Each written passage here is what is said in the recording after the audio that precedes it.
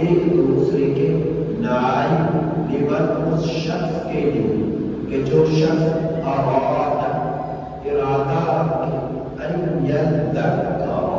یہ کہ وہ نصیحت حاصل کرے، او شکور یا ارادہ رکھے شکریہ کا، وعباد الرحمن اور عباد الرحمن اور رحمان کے بندے وہ لوگ ہیں الذین یمشون جو لوگ چلتے ہیں علی الارض زمین پر ہونا وقار کے ساتھ، عاجزی کے ساتھ، ہونا وقار کے ساتھ، وَإِذَا خَاطَبَهُمْ اور جس وقت ان سے مخاطب ہوتے ہیں الجاہلون نادان لوگ، اور یہ لوگ کہتے ہیں سلام،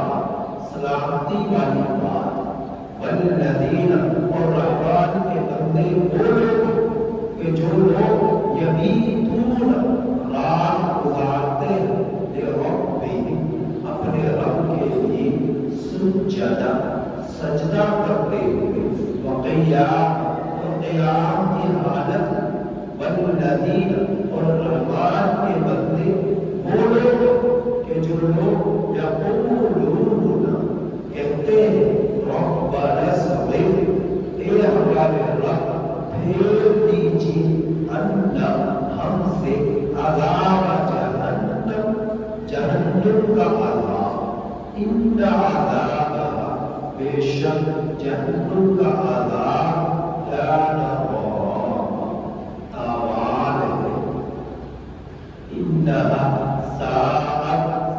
بے شک جہنم بری ہے، مستقر عارضی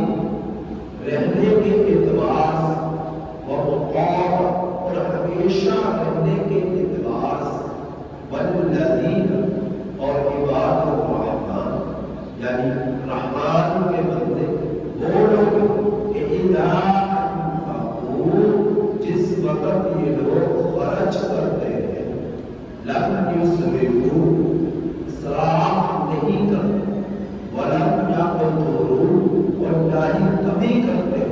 وکان بین ذلک قواما اور اس کے درمیان قیام کرتے ہیں، قائم رہتے ہیں۔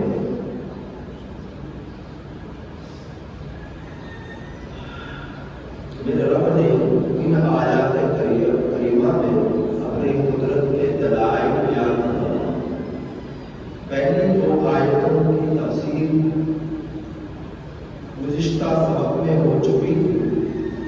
جس میں میرے رب نے یہ فرمایا کہ اللہ نے آسمان اور زمین کو 6 دنوں میں پیدا فرمایا، اور آسمان اور زمین کے درمیان جتنی چیزیں ہیں وہ سب کی سب چیزوں کو بھی 6 دنوں میں پیدا فرمایا۔ گویا کہ 6 دنوں میں 7 آسمان، 7 زمین، 4 سورج، ستارے، سیارے، شجر، حجر، خشکی تری، ہر چیز کو میرے رب نے 6 دنوں میں پیدا فرمایا۔ 6 دنوں میں پیدا فرمانا یہ اللہ کے لیے کوئی مشکل نہیں، وہ چاہتا تو ایک ہی دفعہ میں، ایک ہی مرتبہ میں اپنے کن سے تمام چیزوں کو پیدا فرما دیتا، لیکن 6 دنوں میں پیدا فرما کر مخلوق کو بتلایا کہ کوئی بھی کام کرو تدریجاً کرو، آہستہ آہستہ کرو، تو اس میں کام بہت اچھی طرح ہو سکتا ہے، اس میں زیادہ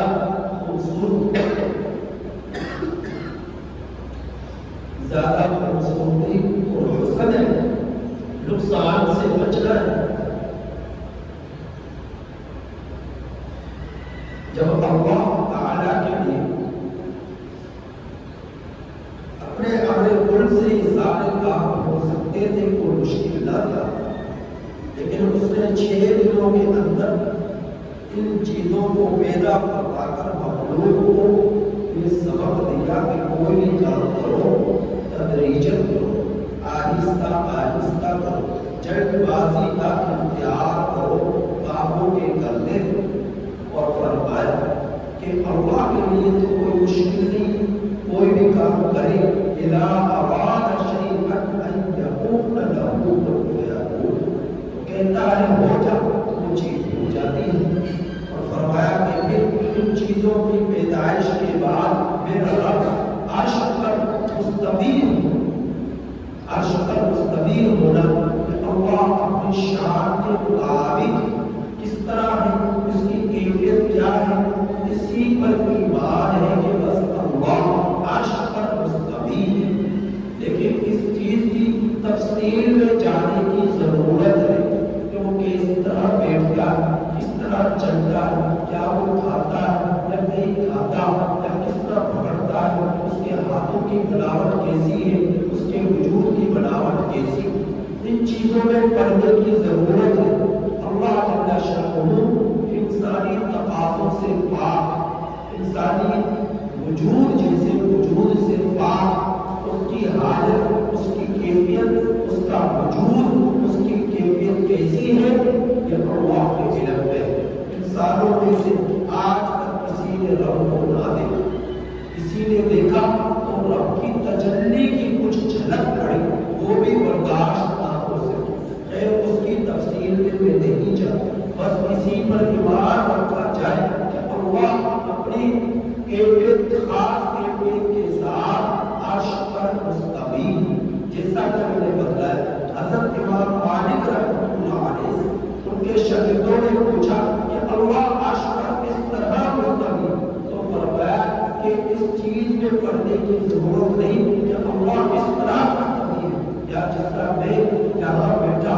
آپ چٹائیوں پر بیٹھے، لوگ پلنگوں پر بیٹھتے ہیں، کرسیوں پر بیٹھتے ہیں، تختوں پر بیٹھتے ہیں، کیا اللہ کس طرح بیٹھتا ہے؟ نہیں، اللہ جل شانہ کی بیٹھنے کی کیفیت کیسی ہے اس میں پڑھنے کی ضرورت نہیں، بس اللہ کی اس صفت پر ایمان لانا واجب ہے کہ اللہ عرش پر مستوی، اور اس بات پر ایمان لانا ضروری کہ ہر انسان کے ساتھ جہاں کہیں بھی وہ ہوتا ہے اور وہ وہاں کہیں لگا ہو تو اللہ کی ذات اس کے ساتھ ہوتی ہے، اللہ کی ذات اس کے ساتھ ہوتی ہے۔ کتنا ساتھ ہوتی ہے؟ نحن اقرب الیہ من حبل الورید، اس کی شہرت سے بھی زیادہ اس کے قریب ہوتے ہیں۔ لہذا اس چیز کا یقین ہر انسان اپنے دل میں رکھے۔ پھر فرمایا الرحمن، اے محمد یہ رحمان ہے، بس الدین خبیرہ، اگر تیرے لیے رحمان کا کوئی تعارف نہیں تو خبردار سے پوچھ، وہ تجھے بتائے گا علم والا کہ اللہ کون ہے، اللہ کون ہے، اس کی صفات، اس کی خوبیاں کیا ہیں۔ تو فرمایا وَإِذَا قِيلَ لَهُمُ اسْجُدُوا، جس وقت ان کافروں کو کہا جاتا کہ تم سجدہ کرو رحمان کو، اور وہ کہتے ہیں رحمان کیا چیز، تو اللہ کے ناموں سے ذاتی نام ایک رحمان بھی ہے، تو کافر رحمان لفظ کو پسند نہیں کرتے تھے، مشرک پسند نہیں کرتے تھے۔ جس وقت اللہ کے رسول صلی اللہ علیہ وسلم صلح حدیبیہ کے موقع پر سن 6 ہجری میں صلح حدیبیہ کے موقع پر صلح نامہ خاتمی وحی حضرت علی رضی اللہ تعالی عنہ سے، تو انہوں نے لکھا بسم اللہ الرحمن الرحیم۔ مکہ کے کافر مشرکوں کی طرف سے نمائندہ سہیل رضی اللہ تعالی عنہ جو اس وقت مسلمان نہ ہوئے، تو انہوں نے کہا کہ رحمان کیا ہے، اسے کاٹ دیجیے، رحمان کو آپ ختم کریں اور بسم اللہ محمد۔ اللہ کے رسول صلی اللہ علیہ وسلم نے فرمایا یہ بھی اللہ کا نام ہے، ہمیں اس سے کوئی فرق نہیں پڑتا، تو بسم اللہ الرحمن الرحیم کی بجائے بسم اللہ محمد فرمایا۔ تو فرمایا انسجد لما تأمرون، یہ کافر لوگ کہتے ہیں کیا ہم سجدہ کریں اسے جس کا آپ ہمیں حکم کرتے ہیں، وزادہم نفورا، یہ بات توحید کی کے اندر نفرت کو بڑھاتی جا رہی ہے، کیونکہ ایمان کے کفر ہے، شرک ہے، جب ان کو توحید کی دعوت دی جاتی تو یہ بھڑک سلگنا شروع ہو جاتی، بھڑکنا شروع ہو جاتی، مزید ان کے اندر نفرت بڑھ جاتی، ان کے اندر کفر تھا، شرک تھا، اور ان کے اندر نہ تھی ہدایت، تو نفرت ان کے اندر بڑھتی جاتی۔ میرے رب نے اب اپنی قدرت کے مزید دلائل بیان فرمائے کہ تم جانتے بھی ہو جس رحمان سے نفرت کرتے ہو، جس کے کلام سے دور بھاگتے ہو، جس کے نبی کی تعلیمات سے منکرداری کرتے ہو، اور ہمیں دیکھو اس رب کے تمہارے اوپر احسانات کیا ہے۔ اور رحمان وہ ہے کہ تبارک الذی بابرکت الذات، کہ اللہ کی ذات بابرکت ہے، کہ اس ذات نے جعل فی السماء بروجا، آسمان میں برج بنائے، برج بنائے، کیا مطلب کہ جس طرح آپ دنیا کے اندر جگہ جگہ جا کر ٹھہراؤ کرتے ہیں، ایک مسافر کہ کراچی سے سفر کرتا، صبح سندھ سے نکلا، پھر صبح پنجاب میں پہنچا، پھر صبح سرحد میں پہنچا، یہ جگہ جگہ جو ہے حدود کو عبور کرنا، یہ برج، یا آسمان کراچی، پھر صبح سندھ، پھر صبح پنجاب، پھر جو ہے صبح سرحد، پشاور کی طرف جانے والا کراچی سے چل کر صبح سرحد سے نکل کر صبح پنجاب میں داخل ہوتا ہے، پھر صبح پنجاب سے نکل کر صبح سرحد میں داخل ہوتا ہے۔ تو اللہ جل شانہ نے آسمان میں اس طرح کے برج بنائے جہاں اللہ کے پہریدار فرشتے نگرانی کر رہے ہیں۔ ویسے اللہ کے حکم کے بغیر کوئی بھی چیز کچھ کرنے کے پر قادر نہیں، کسی چیز کا کوئی ڈر نہیں، کوئی خوف نہیں، لیکن اللہ کا نظام کہ اللہ نے فرشتوں کو مقرر فرمایا کہ مختلف آسمان کے جگہوں پر پہرا دے رہے ہیں، نگرانی کر رہے ہیں، تو فرمایا کہ برکت ہے اللہ کہ جس نے بنائے آسمان میں برج وجعل فیہا سراجا، اور جس نے بنایا آسمان میں سورج وقمرا منیرا، اور روشن چراغ، روشن کا چراغ، کہ اللہ کی اس عظیم مخلوق کو تو دیکھیں کہ سورج کے لیے بھی جگہ جگہ برج مقرر ہے اللہ کی طرف سے، کہ اللہ نے اس قدر اس میں روشنی بخشی کہ اس کی روشنی سے یہ چاند اس عالمی نفع حاصل کر رہے ہیں، کہ چاند کو بھی روشن کر دی، پھر کتنے بڑے بڑے سیارے اور ستارے جو میرے رب نے آسمان کی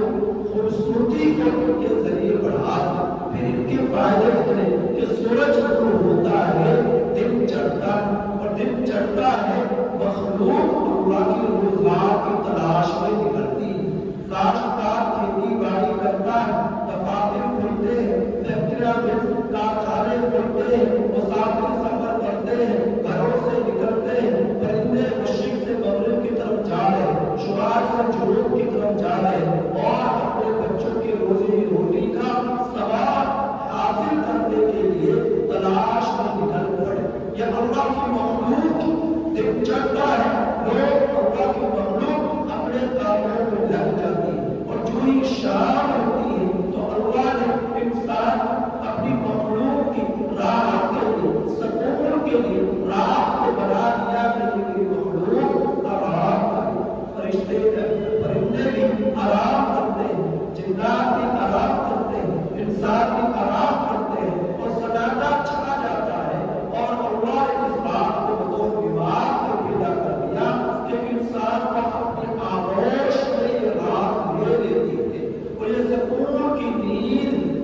پا لیتا ہے، اور اس کا جسم جو پورے دن کے اندر تھک چکا تھا، محنت کر کر، مزدوری کر کر، جا کر، اور روزی کے سبب کی تلاش میں نکل کر صبح سے لے کر شام تک اس نے اپنے آپ کو کھپا دی، اس کا جسم تھک گیا، میرے رب نے اس کے آرام کے لیے رات کو پیدا کر دیا کہ میرا بندہ اب یہ رات میں آرام کر، جب صبح ہوتی ہے تو پھر اس کا جسم توانائی حاصل کر چکا ہوتا ہے، اور پھر اس کی تھکاوٹ ختم ہو چکی ہوتی ہے، اور پھر وہ پورا کہ رزق کی تلاش میں نکل پڑتا ہے۔ فرمایا وَهُوَ الَّذِي، یہ چاند، یہ ستارے، ان سے راستے بھی طے کیے جاتے حقیقت آج بھی سمندری سفر کرنے والے بحری جہاز، بحری بیڑے، یہ سب کے سب ان چار ستاروں کے ذریعے جو ہے راستوں کو جو ہے معیت کو حاصل کرتے ہیں، اطراف کو حاصل کرتے ہیں اور اپنی منزل مقصود تک پہنچتے ہیں۔ گزشتہ مزید جو ہے گزشتہ زمانے میں بازی بعید ان چیزوں کا بہت زیادہ اعتماد، اب تو جدید دور ہے، دور میں بہت ساری نئے آلات، نئی چیزیں وجود میں آ چکی جس سے انسان اپنی منزل مقصود تک پہنچ سکتا ہے، لیکن چاند ستارے اپنی فصلوں پر، آپ کے بھلے پر اثر انداز ہوتے ہیں۔ تو اللہ کی یہ مخلوق کسی انسان کے لیے فائدے سے خالی نہیں، فائدے کے بغیر نہیں، انسانوں کے مخلوق کے فائدے کے لیے پھر رب نے ان چیزوں کو پیدا کر دیا اور آسمان کی خوبصورتی اور حسن کو بڑھا دیا۔ فرمایا تم جانتے بھی ہو کہ رحمان کون ہے؟ رحمان وہ ہے جس نے جعل اللیل، رات کو بنایا، والنہار، اور دن کو بنایا، خلقۃ، ایک دوسرے کے لائق۔ رات آتی ہے، دن جو ہے دن ڈھل جاتا ہے اور دن آتا ہے، رات ختم ہو جاتی ہے، چلی جاتی ہے، تاریکی ختم ہو جاتی ہے، دن ہے تو رات ہے، رات ہے تو دن نہیں۔ تو میرے رب نے ایک دوسرے کے لائق بنا دیا رات اور دن کو۔ رات آ رہی، دن ختم ہو رہا، دن ختم ہو رہا تو رات آ گئی، ایک دوسرے کے لائق ہے۔ تو فرمایا یہ میرے رب کی قدرت کی نشانیاں ہیں، دلائل ہیں، لمن اراد، اس شخص کے لیے جو ارادہ رکھے، ان یذکر، ان چیزوں میں غور و فکر کر کر نصیحت حاصل کرنے کا، اور اراد شکورا، کہ رب نے کس قدر نعمتیں انسان کی سہولت کے لیے، انسان کی راحت کے لیے، انسان کے سکون کے لیے کس طرح چیزوں کو وجود بخشا۔ تو اسے چاہیے کہ اللہ کی دی ہوئی نعمتوں پر شکریہ ادا کرے، اللہ کا شکر گزار بندہ بن جائے تو نصیحت حاصل کرے۔ لیکن کیسے نصیحت حاصل کرے؟ جب ان چیزوں میں غور کرے کہ رات کتنی بڑی، یہ دن کتنا بڑا، یہ سورج، یہ چاند، یہ ستارے کتنے بڑے، بغیر کسی پیدا کرنے والے کے یہ پیدا نہیں ہو سکتے، نہ زمین نہ آسمان، لیکن ہم غور نہیں کر سکتے۔ کیوں نہیں کر سکتے؟ کیونکہ آج کے دور میں ہمارے پاس موبائل آ گیا۔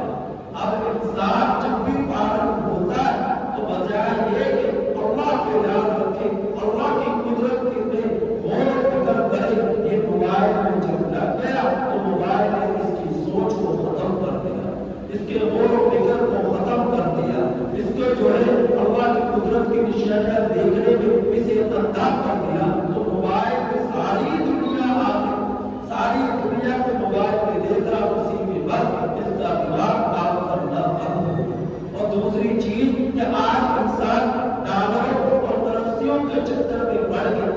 آج جو ہے یہود و نصارہ پوری طرح ہمیں اپنے پیٹ میں لے لیا، جکڑ لیا۔ آج آپ دیکھیں کہ ہم لوگ ان کے غلام بن چکے۔ آج آپ کا روپیہ دنیا میں نہیں چلتا، آپ اس ملک سے باہر نکلے تو آپ کے ڈالر چلے، تو آج ڈالروں کی دوڑ ہے، دنیا ڈالروں کو قبول کرتی ہے۔ آپ اس روپے کی بیرون ممالک کوئی حیثیت نہیں، سوائے جگہوں کے جہاں پر کرنسیاں دی جاتی ہیں، روپیہ بدلا جاتا ہے، ڈالر کے عوض روپیے کے عوض ڈالر دیے جاتے ہیں۔ تو سوائے ان جگہوں کی آپ جہاں جہاں خریداری کریں گے وہاں وہاں آپ کا دنیا میں ڈالر چلے۔ تو یہ سب اس کی بنائی ہوئی چیزیں ہیں، یہود و نصارہ۔ تو آج یہود و نصارہ کے ہم غلام بن چکے، جو وہ کہیں گے وہ کریں گے، جو وہ بولیں گے ہم سنیں گے، ہم ان کے محتاج ہیں اور اخبار کو ہم چھوڑ چکے۔ اللہ کی ذات سب سے بڑی ذات، اللہ کی ذات سب سے عظیم ذات، اللہ کی جو ہے ہم لوگ احکامات کے پابند ہیں، اللہ کی بات میں زندگی گزاریں، اس کی قدرت کی نشانیوں کو دیکھیں، اس کے قدرت کے دلائل کو غور و فکر کریں کہ اللہ کون ہے، تاکہ اللہ پر ایمان کامل آ جائے اور آخرت پر یقین بڑھ جائے اور دنیا کے دھوکے سے بچ گئے تو فرمایا کہ اللہ وہ ہے جس نے رات اور دن کو ایک دوسرے کے پیچھے لگا دیا، ایک دوسرے کے دائیں بنا دیا۔ تو اللہ کی ان قدرت کی نشانیوں میں غور فکر کرو کہ یہ سورج کیا، یہ زمین کیا، یہ چار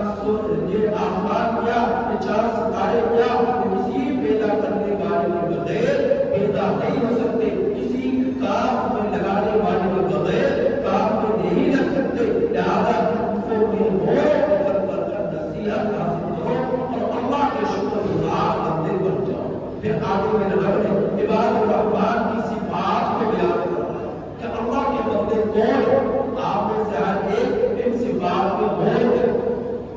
کیا ہم میں یہ صفات پائی جاتی؟ اگر ہم میں یہ صفات نہیں پائی جاتی تو ہمیں چاہیے کہ ہم ان صفات کو حاصل کرنے کی کوشش کریں۔ اللہ بتلا رہا ہے کہ میرے بندے کون ہیں؟ میرے بندے کون ہیں؟ عباد الرحمن وہ ہیں الذین یمشون علی الارض ہونا، کہ جو زمین پر چلتے ہیں وہ آواز کے ساتھ، عاجزی کے ساتھ، تکبر نہیں ہے، بڑا پن نہیں ہے، غرور نہیں ہے، گھمنڈ نہیں ہے اور عقل نہیں ہے، عاجزی ہے، انکساری ہے، ایک وقار ہے، اس کے ساتھ اللہ کی زمین پر چلتے ہیں۔ ان کی دولت ان کے گردن میں سریا نہیں ڈالتی، ان میں عقل پیدا نہیں کرتی، ان کا اقتدار انہیں جو ہے مغرور نہیں کرتا، ان کی شہرت انہیں مغرور نہیں کرتی۔ ہر وقت غربت میں ہے یا بغارت میں ہے، اقتدار میں ہے یا اقتدار سے ہٹ کر ہے، ہر وقت ان کی زندگی میں ایک وقار ہے،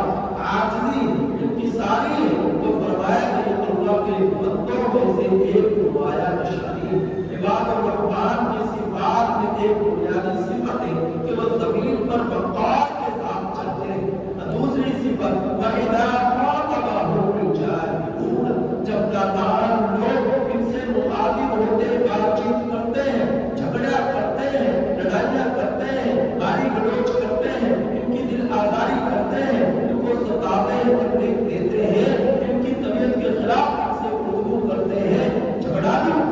بات کرتے ہیں تو یہ لوگ ان سے جھگڑا نہیں کرتے، گالی کا جواب گالی سے نہیں دیتے، اینٹ کا جواب پتھر سے نہیں دیتے، سخت گولی کا جواب سختی سے نہیں دیتے۔ تو فرمایا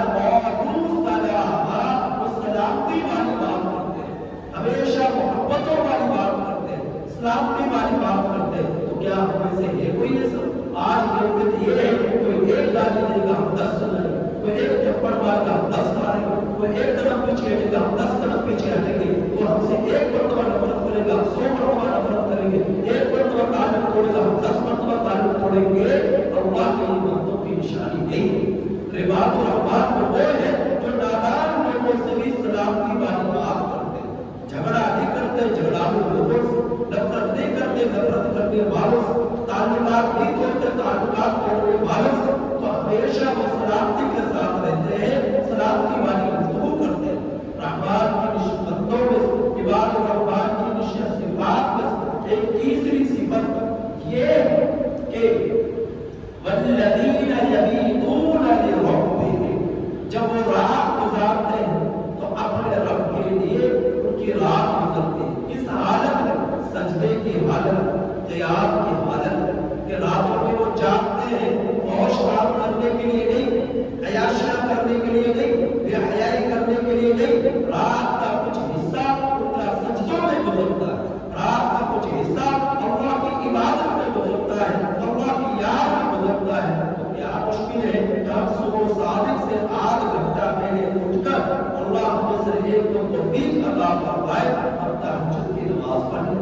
ہم قیام کر لیں، ہم سجدے کر لیں، ہم رکوع میں کھڑے رکوع میں جھکے ہو، سجدے میں گرے ہو، کہ تشہد میں بیٹھے ہو، قیام میں کھڑے ہو اور اللہ کی یاد ہمارے دلوں میں وسیع ہو، اس کے عشق میں ہم ڈوب چکے ہو۔ تو عباد الرحمن کے اوصاف میں صفات میں ایک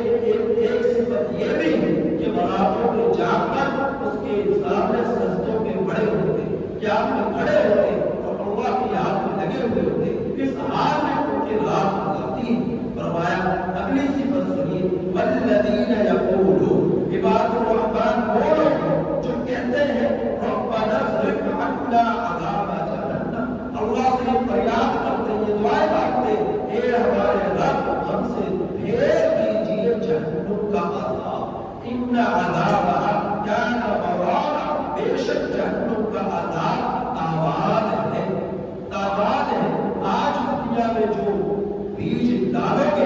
کل قیامت کے دن اس کی فصل کاٹو. اگر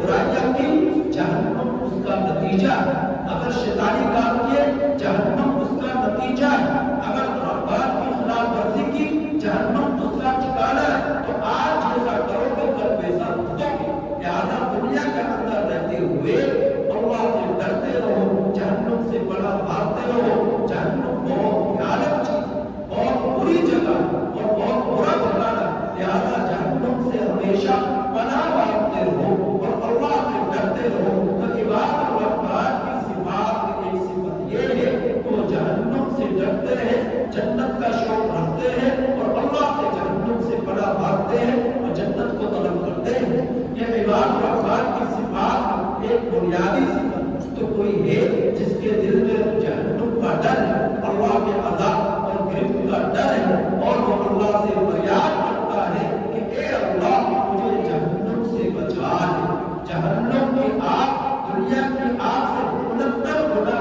سختی رکھتی ہے. آج ہم دنیا کی آگ کو برداشت نہیں کر سکتے تو جہنم کی آگ کو کیسے برداشت کریں گے. تو میرے رب نے فرمایا وہ جہنم انہا ساعت مستقر آگے رہنے والوں کے لیے بری جگہ ہے اور ہمیشہ رہنے والوں کے لیے بھی بری جگہ ہے. کہنے کے بعد جو گناہگاری میں حالت میں زندگی گزار کر گئے ان کے لیے جہنم میں اگر جانا پڑا تو عارضی طور پر ہوگا, لیکن عارضی طور پر رہنا بھی ان کے لیے بہت ہی بھیانک نما اس کی کیفیت ہوگی. جہنم میں جانے کیا عذاب تو ہے, چاہے عارضی طور پر ہی کیوں نہ ہو. اللہ جہنم کی سختیاں اور پکڑ اور گرفت اور پھٹکار تو ہے, چاہے عارضی طور پر ہی کیوں نہ ہو. تو تھوڑے سے وقت کے لیے بھی جہنم میں جانا اس کی ہلاکت کے لیے کافی ہے. تو عارضی رہنے والوں کے لیے بھی بری جگہ اور ہمیشہ کافر مشرک جو ہمیشہ جہنم میں رہیں گے ان کے لیے بھی برا ٹھکانہ ہے. اور عباد الرحمن وہ لوگ ہیں اذا انفقوا جس وقت وہ خرچ کرتے ہیں ان کے پاس مال ہے, دولت ہے, جب وہ خرچ کرتے ہیں تو خرچ کرتے ہوئے لم یسرفوا اسراف نہیں کرتے, حد سے زیادہ نہیں بڑھتے, بیانہ بڑی اختیار کرتے ہیں. اب اسراف میں ایک چیز یہ آتی ہے کہ جس جگہ خرچ کرنے کی ضرورت ہے اس جگہ پر خرچ نہ کرنا, یا جس جگہ خرچ کرنے کی ضرورت ہے اس سے جتنا خرچ کرنا چاہیے تھا اس سے زیادہ خرچ کرنا ہے. یہ اسراف میں آتا ہے. یا فضول گناہ کے کاموں میں خرچ کر ڈالا یہ بھی اسراف میں آتا ہے. فحش کاموں میں, برائی کی جگہوں میں, ناجائز جگہوں میں خرچ کر ڈالا یہ بھی اسراف میں آتا ہے. اور حد سے زیادہ, ضرورت سے زیادہ خرچ کر ڈالنا یہ بھی اسراف میں آتا ہے. تو فرمایا کہ جب وہ خرچ کرتے ہیں تو اسراف نہیں کرتے, ولم یکفروا, اور نہیں کبھی کرتے کہ مال اور دولت کو, ڈالروں کو سنبھال کر رکھ رہے, اپنے ماتحتوں کے حقوق کا خیال نہیں کرتے, یہاں تک کہ بیوی بچوں پر بھی خرچ نہیں کرتے. دولت حاصل کر رہے, کرتے جا رہے, سمیٹ کر رکھتے جا رہے اور جمع کرتے جا رہے, دولت کو بڑھاتے جا رہے, لیکن بیوی بچوں کے حقوق, رشتہ داروں کے حقوق, غربا فقراء کے حقوق دور تک بھی ادائیگی نہیں ہو پا رہی. تو فرمایا کہ عباد الرحمن کی صفات نہیں. عباد الرحمن کی صفات تو یہ ہے کہ وہ